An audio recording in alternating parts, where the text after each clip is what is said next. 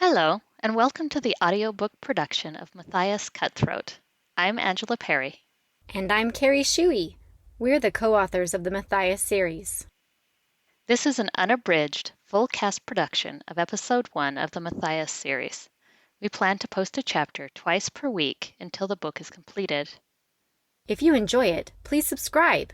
If we get enough listeners and subscribers, we'll produce additional audiobooks and short stories in the series and post them here on our channel.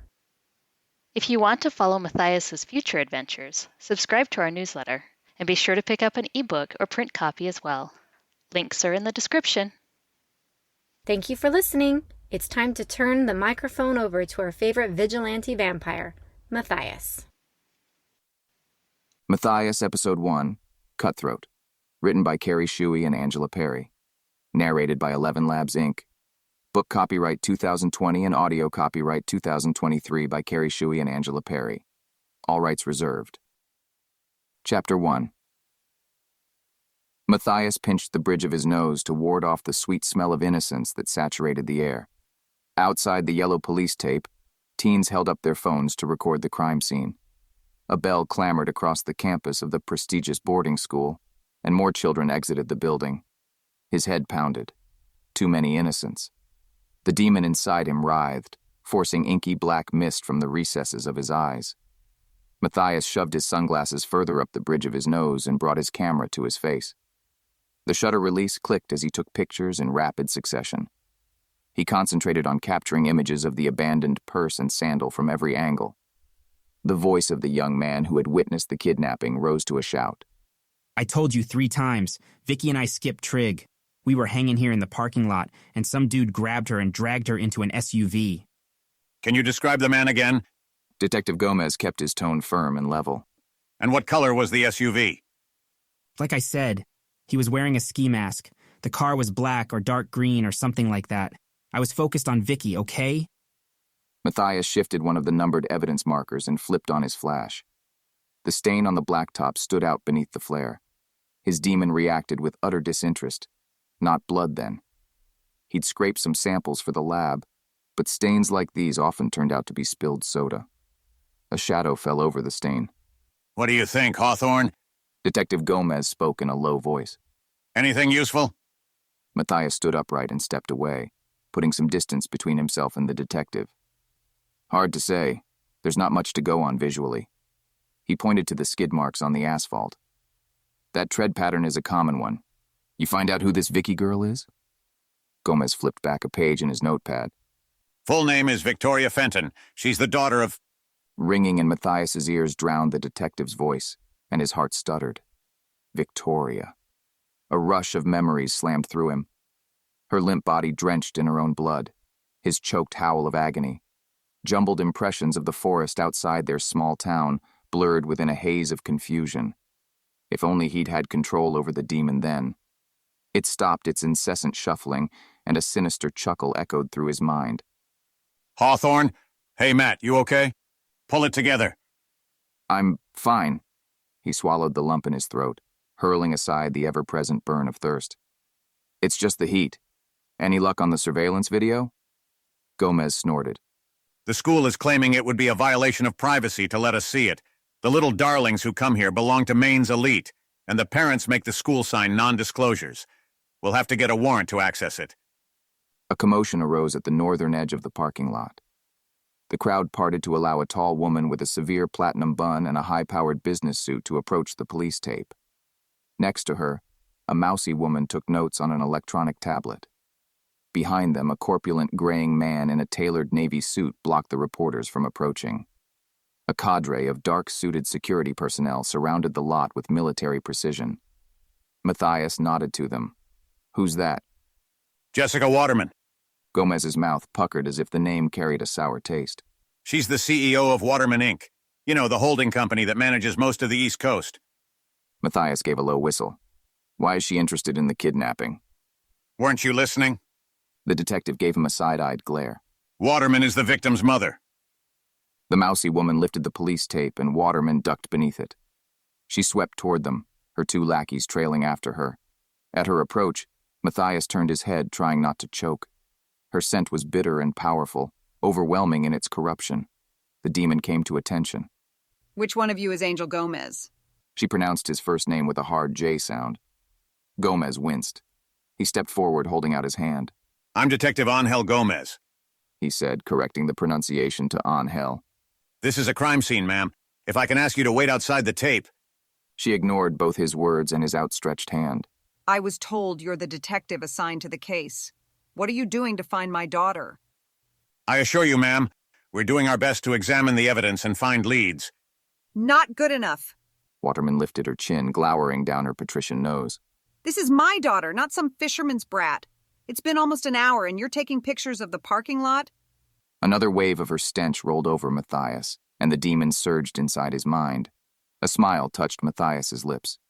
Good, it was behaving now. His demon might prefer the sweet taste of innocent blood, but over the past century, it had learned Mathias's appetites. It would get evil blood or none at all. Not this woman, though. Not yet. What are you smiling at? Waterman impaled Mathias with her steel-gray eyes. My child is missing and you're standing there grinning like an idiot. Who is this imbecile? I'm sure he meant no disrespect. Gomez shot Mathias a warning look. This is Matt Hawthorne, one of the best crime scene investigators in the city. Oh? She lifted a painted eyebrow. Then tell me, Mr. Hawthorne, who took my daughter? Where is she? The demon snarled. Mathias cleared his throat. When we get this evidence back to the lab. As I thought, useless. Heat kindled in Mathias's chest and he flared his nostrils. His temples pounded beneath the beating sunlight and constant assault of her blood's odor. He took a deep breath and released it slowly. Maybe you can help us out, ma'am. Mathias fought to keep his voice steady. Do you have any enemies? A cold, flat laugh burst from her throat. You don't have the slightest idea who you're talking to, do you? Governors and senators ask me what to have for breakfast. The president has me on speed dial. I have more enemies than you make in dollars at this miserable job of yours. She waved a couple fingers at the timid woman who hovered at her elbow. Karen, give these investigators. Her voice dripped with disdain. A list of people who've threatened me over the last year. Yes, Miss Waterman. Karen tucked her dark brown bobbed hair behind an ear and tapped on her tablet. Anything else? Clearly, I need to step in to ensure my daughter's safe return. Detective Gomez, I'm making the decisions now. Is that clear? Mathias blinked. The woman was certifiable. She appeared to be dead serious about taking over a police investigation. Powerful or not, did she truly believe the police chief or commissioner would allow a civilian to call the shots, especially in such a high-profile case? Gomez's mouth dropped open. Ma'am, you can't... Where is the school's surveillance video? I want to see it immediately. We have protocols. Gomez ran a hand through his thick black hair. I really can't permit... Would you prefer to deal with my head of security? He's not above following you around to ensure my tax dollars are well spent. Waterman put a hand on her hip. It's me or him. Sweat stood out on Gomez's forehead. The principal refused to give us the video. We'll see about that. She gestured to the man in the navy suit. This is Jonathan Rush, my vice president of corporate communication. John, go have a word with Principal Keaton. Tell him I expect his full cooperation if he doesn't want to lose my endowment to the school. Rush gave her a languid nod. Of course. She raised a finger. Detective, have you made a statement to the press? Gomez's face reddened. According to procedure, before we release any official statements... So, no. Waterman jerked her chin at Rush. Inform the press. I'll address them when I'm done here. I want every person in the city on the lookout for my daughter. She waved her hand in dismissal. Rush retreated from the crime scene and disappeared into the crowd. Do I need to fix anything else for you, Detective? Gomez worked his jaw. I think that's all for now, ma'am. We'll find your daughter. Mathias gave a faint shake of his head. In the last 5 years, he'd never seen Gomez roll over like this. Waterman curled her lip into a sneer. You'll pardon my lack of confidence. If we don't have a lead by the end of the day, you'll be out of a job. The detective paled and opened his mouth. She stepped toward him, a chill smile on her lips. She stood a head taller than Gomez, and her proximity forced him to tilt his head back or break eye contact. The bitter scent of her blood intensified. It wasn't as rancid as someone who had taken a life, but it was foul enough to send the demon lunging toward her. Mathias stumbled back, fighting to keep his fangs from descending. At his movement, Waterman glanced toward him, ending the contest of wills with Gomez. You're still here? She flicked her fingers at him. You may go, both of you. I should be speaking to the press, not a couple of public servants. Head throbbing, Mathias escaped to the edge of the parking lot. He took deep breaths of clear air, untainted by blood, as he labeled plastic evidence bags. The purse went in one, the abandoned shoe into another. Breathe. What horrible things had the CEO done to turn her blood so sour? You, evidence guy. The vice president stalked toward him from the direction of the school. Mathias squeezed his eyes shut behind his glasses. Please don't come over here. When he opened his eyes, the stocky man stood in front of him. Mathias swallowed hard. Rush's blood oozed with a corruption almost indistinguishable from Waterman's.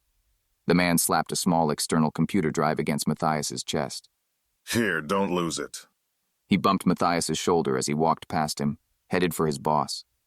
Mathias turned, vision flickering behind the privacy of his shades. He glided his tongue along the sharp points of his teeth. At some point, he might stop caring that those two were innocent of this crime. They were nasty human beings who'd left a trail of innocence in their wake. They deserved to be wiped from the earth. Hawthorne, let's get that evidence to the precinct. Gomez's voice yanked him back to the present. His fingers tightened around the hard drive. The two executives could be future targets. For now, he had a teen girl to save. He'd find the kidnapper and his demon would get its meal.